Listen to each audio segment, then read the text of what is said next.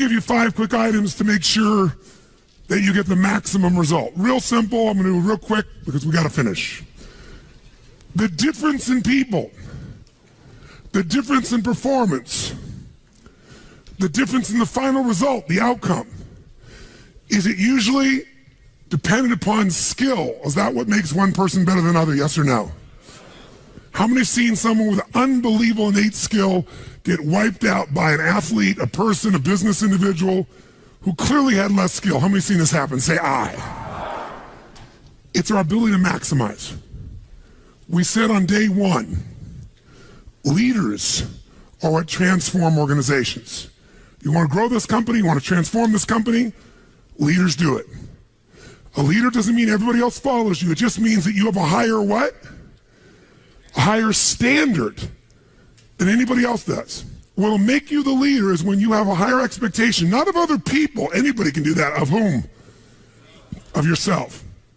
So if you want to know what does it take to take things to the highest level, what's going to take to change my business permanently, not temporary, you can go home and you can install some of these strategies, skills, tactics, tools, insights, and see a significant change. But if that change is going to be a lasting company of value that keeps growing, then the things you've learned here have to become the standard for your organization, not something you did for a period of time. Whenever you look at somebody and say, why are they more successful than anybody else? It's always because of step 1, they've raised their standard.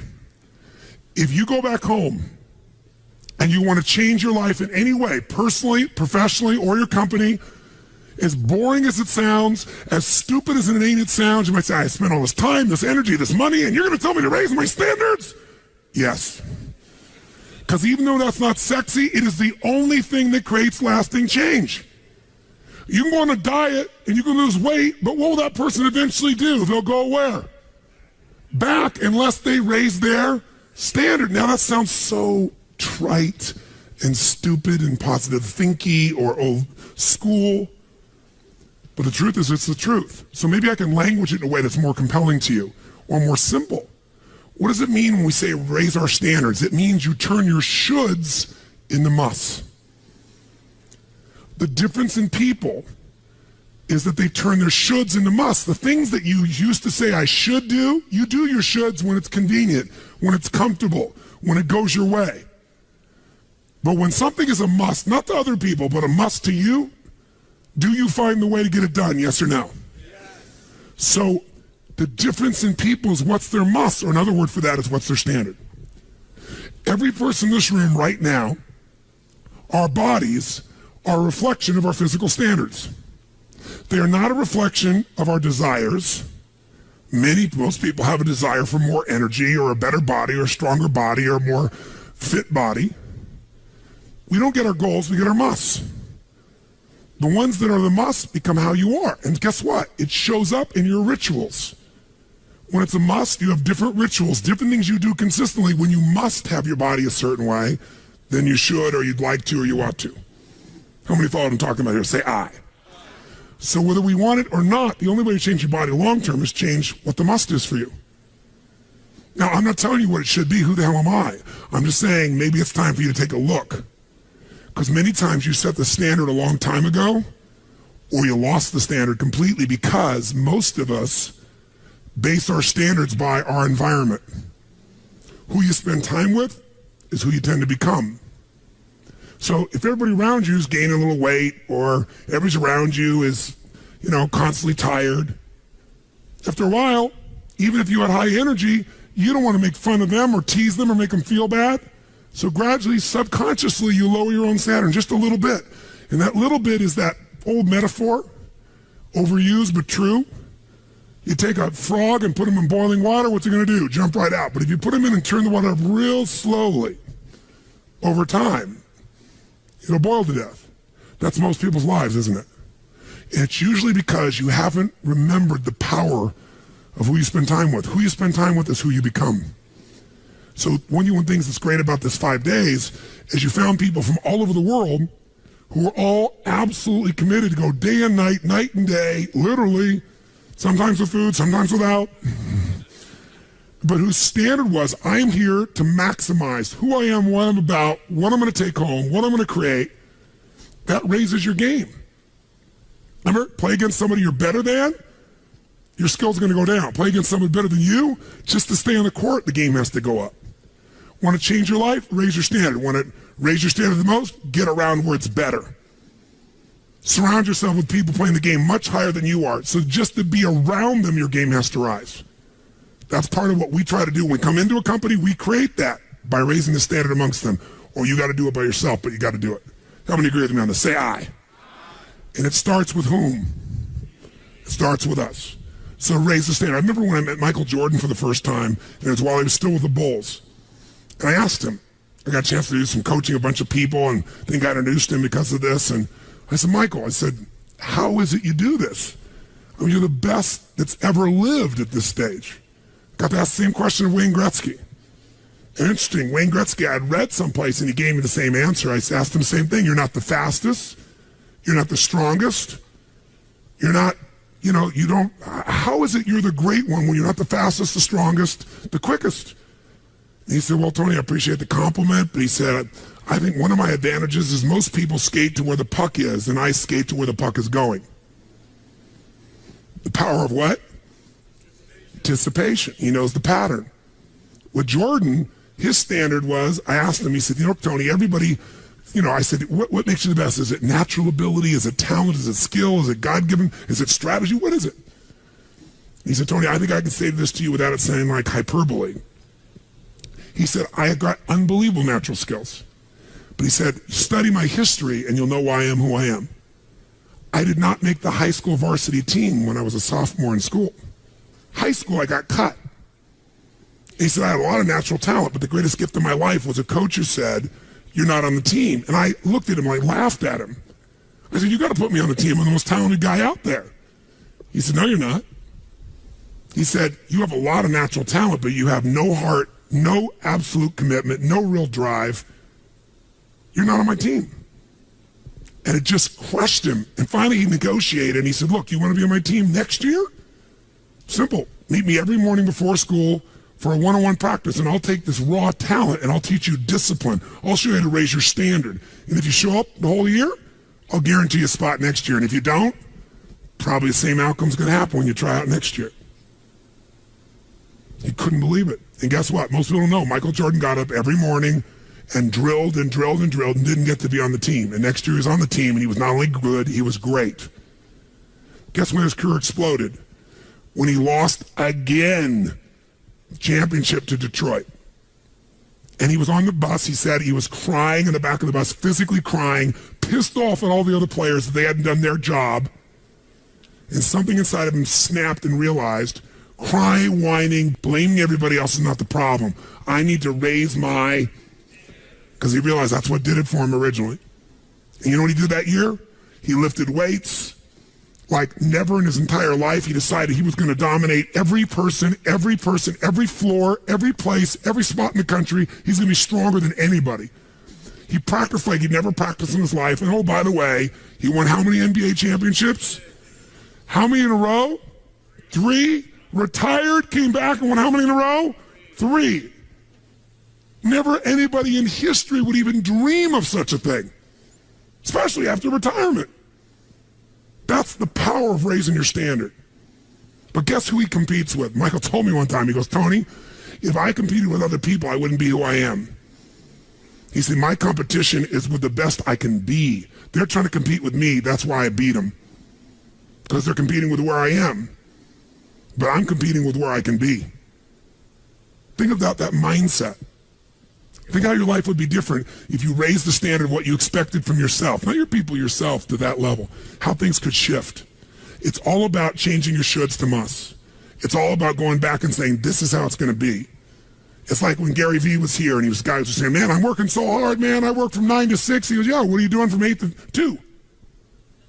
8 p.m. to 2 a.m. That's when you master your craft.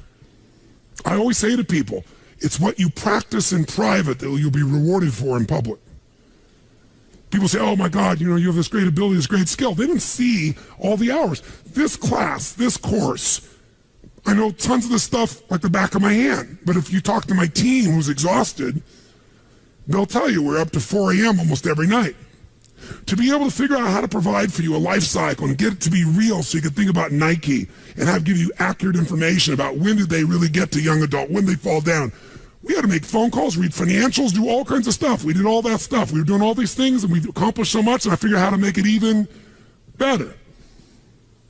That level of commitment is what makes you great at what you do and gives you that little edge that makes you stand out from everybody else. And that standing out is what makes somebody absolutely own an industry or brand themselves like nobody else in the world. That process is what this is about. Raise your standard. When you got to go home, you got to say, where are we going to raise the standard? What am I going to take that's been my should and make it absolute must? Where are we going to do that as a team and how are we going to pull it off? Now, who here has ever, by the way, your income right now is a result of your standards as well. It's not the industry and it's not the economy. Who here is making more money today than you made 10 years ago? Let me see your hands. How many feel like it's not enough today? Let me see your hands. And how could that be? Real estate's so cheap now. Computers are cheaper than they were then. You get so much more for your money. Because once you achieve a level, who knows what happens? You immediately, you close the gap, you create a new gap. That's because that's what makes us grow. Who's want to go back to where you were 10 years ago? Not many. Some of you would be because it's gotten worse in the last 10 years for you. But the majority, there's no way. See, once you're fortunate enough, if you don't like cleaning house, once you're fortunate enough to have somebody clean your toilets, you will not be doing that again. Unless you like that. You'll find somebody who loves cleaning toilets and you'll pay them handsomely. Because now to go back and do that, once you've had the privilege of not having to do that, it's a different game. It's a gross metaphor, but who gets what I'm talking about here? Say I. Once you have a must, you find a way to get to it. Every one of you in this room is earning what you must earn, not a dime more. Don't get me wrong, you might have big goals, big desires, but it's not a must for you. Because even when the economy crunches, if it's a must, you will find the way. How many agree with me on this? Say I. See, when it was a must for me to get at one level, I did. I remember it was a must for me to finally make $1 million a year. I had my son Jarek going to be born. I swore I would never have a child unless I was financially set, and I wasn't financially set, and he was on his way. I went from $38,000 a year to making $1 million a year in the next 12 months. That was all BS. In my head, I thought all my growing up, all the pain was because my parents fought because there was no money. They would have fought anyway. Because I believed that, though, I raised the standard, made it happen. And then I made $1 million a year for 7 straight years. Even though I built 5 more companies, even though I was helping more people, I made the same amount of money. Guess why? That was my must. At some level above that, seemed greedy. Now, it wasn't like I had this incredible lifestyle. I owned a magical home. I had this place called the Del Mar Castle overlooking the ocean in Del Mar, California. But I was on the road, staying at the Ramada Inn in Milwaukee with shag carpeting and smelly, dead animals on the wall on my birthday. And my maid, she's back at home in the castle going, "Oh, Mr. Robbins, happy birthday. Oh, I can't help thanking you. It's so wonderful. Oh, Mr. Robbins, it's so beautiful here. I was sitting out in the jacuzzi overlooking the ocean. Oh, yes. Oh, I've lost 22 pounds. I can't tell you. It's been so amazing. I get on your stair, Mr. Robbins." And I'm thinking, she's got a multi-million-dollar lifestyle. How many can relate to this in some way, right? So I went from 38,000 to $1 million, so I changed my income. It became an absolute what? It was nothing about money. It was about growing. Because I knew to make more, I'd have to help more people. I'd have to expand. And I came with this goal. I wanted to feed all the people in San Diego that were homeless. First, my goal was 1/3 of the homeless people. And then my goal was everybody. I said, if I can go from 38,000 to $1 million, I should be able to go from $1 million to $3 million in 3 years, and I did it in 12 months. I found the why. I found the reasons. I got a different RPM. But it became a must for me, not a should. You're meeting your must, my friends. Maybe it's time to change your must. Some people's must is to survive. Some people's must is to be okay. Some people's must is to have freedom. Some people's must is to have more than they could possibly spend. Some people's must is take care of everybody around them. Whatever your must is, you're going to get it. When you leave here, get clear on your must. Or raise your what? Step 2, real fast. I'm going to do it real fast. Who here's ever raised the standard and you get out there and you go, I'm going to go do this, and I'm committed. I'm going to change this. I'm going to make that happen. I'm going to lose 50 pounds. I'm going to take my company to the next level. And you're all excited. And then all of a sudden this voice in your head goes, who are you kidding? Who's ever had one of these? Raise your hand. Say, I. So once you raise your standard, you got to get certainty behind it. You can sustain it. And that means you got to change your limiting beliefs. You got to change your limiting beliefs. And who has limiting beliefs, by the way? Who? Everyone does. So you got to become aware of it and you got to destroy it. Now, how to do that? Honestly, if you've been to the UPW, you know how. If you haven't, come join me in San Jose or someplace else. And who has limiting beliefs, by the way? Who? Everyone does. So you got to become aware of it and you got to destroy it. Now, how to do that? Honestly, if you've been to the UPW, you know how. If you haven't, come join me in San Jose or someplace else and come through the experience. When you change your limiting belief, everything changes. Because as you believe, so is it done unto you. If you believe you're right, or you believe you're wrong, you're right. Because whatever you're certain about, you find a way to support it. I always teach people to exercise. Try this. And if you know it, do it fresh. Look in this room real fast for everything that's brown in this room. I'm going to give you a test. What's brown? Quick. Look for brown. Look for brown. Look for brown. Brown hair, brown clothing, brown. Close your eyes. Tell me everything you saw in this room that's red. Raise your hand if you see more brown in your head than red and say, I. Open your eyes. Now look for red. Look for red. Look for red. Look for red. Look for red. Look for red. Look everywhere for red. Look for red. Raise your hand if you found more red this time. Raise your hand. Say, I. Why? Because you're looking for it. Because whatever you focus on, you'll find. In fact, you'll find stuff that's not there. How many saw beige, called it brown just to feel successful? How many saw burgundy, called it red just to feel successful? See, once you believe something is a certain way, out of your need for certainty, you'll change things to meet that belief. Let me show you in 2 seconds flat why the rich get richer and the poor get poorer. I call it the success cycle. Real fast. Draw yourself 4 squares, put them up on the screen here. You'll see, as I do this, take a quick look. You'll notice you've got the word potential up in the left-hand square. Up in the right-hand square is the word action.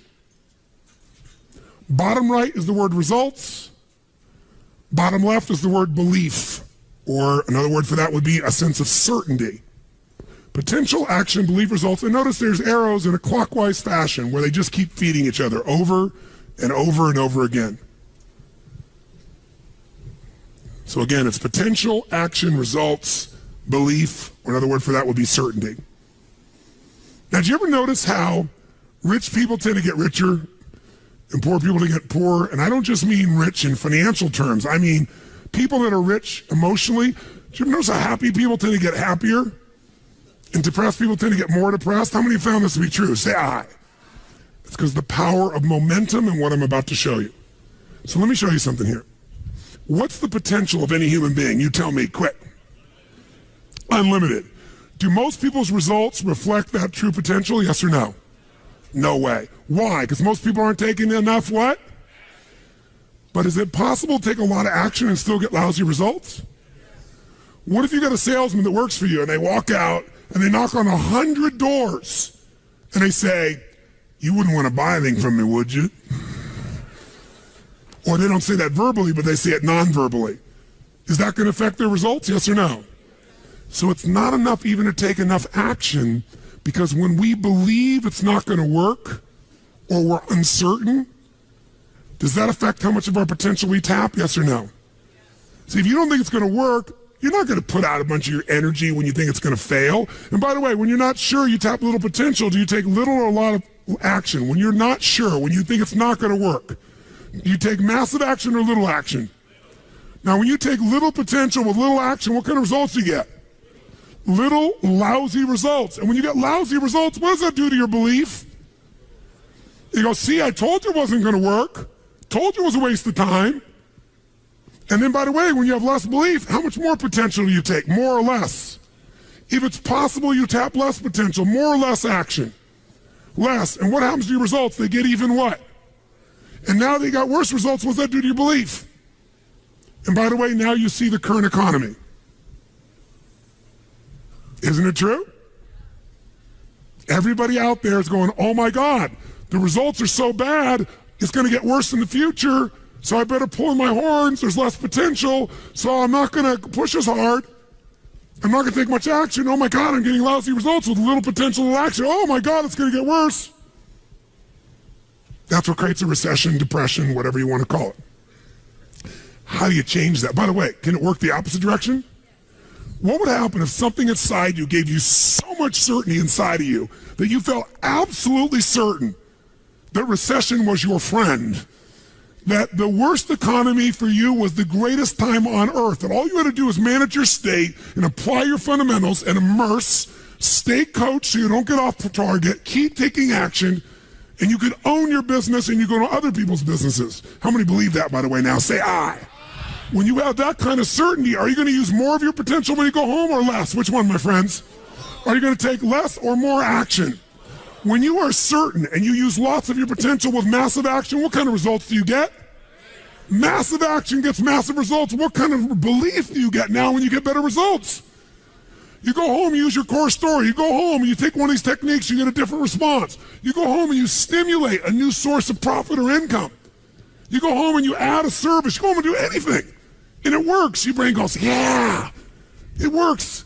Now, by the way, at Home X, we went in there. Thank God we went in there because they took our stuff and it looked like it wasn't working. Do you remember that? Yes. Because some people there didn't want the change to happen. So we had to dig in and find out it was working. We knew you can't take action. You can't sow that seed and reap nothing. So we uncovered what was really going on. You're going to have to watch for the same thing, depending upon the size of your organization. But bottom line, when you get great results, belief gets stronger. Now you're totally certain. Are you going to use more or less potential, my friends? Which one? More. You're going to take even more what? Get an even greater what? Even more certainty. And now what happens to your business? Boom, boom, boom, boom, boom, boom, boom. And now you have a different momentum. And so your economy does not have to reflect the economy. You get to create your economy. You get to decide whether you freeze to death or ski or snowboard. It's winter, but you can have the best time of your life. It could be a sunny, beautiful, magical time. But what you got to do is you got to manage this process. In order to do it, you got to change your limiting beliefs. And this week has been about doing that by giving you so many tools and examples that you'd be immersed. But I promise you when you go home, all this is going to be tested. A, because all the stuff that's waiting for you after being gone for 5 days. B, all the people there you work with, their limiting beliefs, whether you have one employee or two because you're an army of 1 or 2 people, or whether you got 10,000. And so you have to be able to implement. This, by the way, is, I'm not here to sell you, bring us in if we can help. Do you think we could help? Yes or no? Yes or no? Bring us in and we'll do it. Or get your team together and find a way to make sure this momentum goes in the right direction. Make sense? This is the must. If you have this high standard, but you don't really believe because the momentum's in the wrong direction, having the tools will be worthless. That's where certainty. That's where everything else we teach, that's what I do in my events, that's where you guys have been there before, that's what you got to bring to the table. What are the 5 keys for integrating this? Number 1, you got to go home and raise your what? Come on, guys, raise your what? Which means turn your shoulds into. Step number 2, you got to go out and change your limiting what? Find anything that's limited you and destroy it. What's the fastest way to destroy it? You can do it very quickly by producing the results in your mind over and over again. Or, why do you think I get people to walk on fire? Because they think it's impossible. When they walk in this fire, mentally you might say, oh, I can do it. But when they get in front of that fire and it's 2,000 degrees burning hot coals, it gets their full attention. And suddenly they have a state change. And when you get yourself in a state where you can storm through fire, it's not about fire walking. The state you're in to get yourself to walk across fire is the metaphor for anything that used to stop you, the fire of your life. And by the way, when you cross fire and you're on the other side doing something you once thought was difficult or impossible, it's that easy, your brain goes, what else can I do that I thought was impossible? It's unbelievable. It's not intellectual, it's emotional. Plus, after firewalking, cold calling is not a problem. You get the idea, ladies and gentlemen? All right? So what we're really talking about here is changing your beliefs. Now, here's the third key. If you're going to get maximum results, you got to model what works. We brought you for 5 days and nights here models of what works. Go back and get them. Now here's where the challenge is. How many got tons to do in your normal list of things to do when you go home? How many got a lot to do? Say aye. How many have a lot of outcomes you got to go after? Say aye. How many have the same amount of time you had before? Say aye. So in your business, if you need something to get done, you get it done because it's an absolute what? Or you hire someone to get it done. Hire us, hire someone else, get somebody inside. But are these things you're going home with musts or shoulds? Which one? Do whatever it takes. You say, I don't have the money. You don't have the money not to. Forget us. Hire somebody as an individual who knows what they're doing and put them in there. Leverage yourself. The only way you're going to get the game bigger is by taking a little bit of what, my friends? Risk, but that means get yourself some resources. Be resourceful enough to get the resources. What's great about this? What is this opening? What is this creating? What's possible? What have I not seen? This is going to make me see. What have I learned from this? What can I learn from this? What am I willing to do to still have it the way I want it? That's the fourth step. You intensify, and you innovate. And then there's the final fifth step. And that fifth step's really simple, my friends. And that is step up and give. Step up and give more than anyone else could possibly expect. The ultimate transformation happens when you stop trying to get and you start to give. Whenever you're at your best, you're giving. I remember so vividly driving in my car, my Volkswagen Bug, and I was struggling, and I was 19 years old. I was driving on a freeway in San Gabriel Valley, the 210 freeway, I'll never forget. And it's midnight, and I'm frustrated. I felt like I tried everything. I had these big hits, like the one you just saw, and nothing was going my way. And I was frustrated, and I kept thinking, how come I'm not getting what I want? And all of a sudden, it just hit me on the freeway. I pulled over the side. It was almost midnight. No cars really around. Grabbed my journal, and I wrote, and I still have the journal to this day from when I was 19 years old. Full page, and I wrote, the secret to living is giving. And I realized why I wasn't doing well. Because I all focused about what I wasn't getting. I was not focused on what I was not giving. And the whole game changed.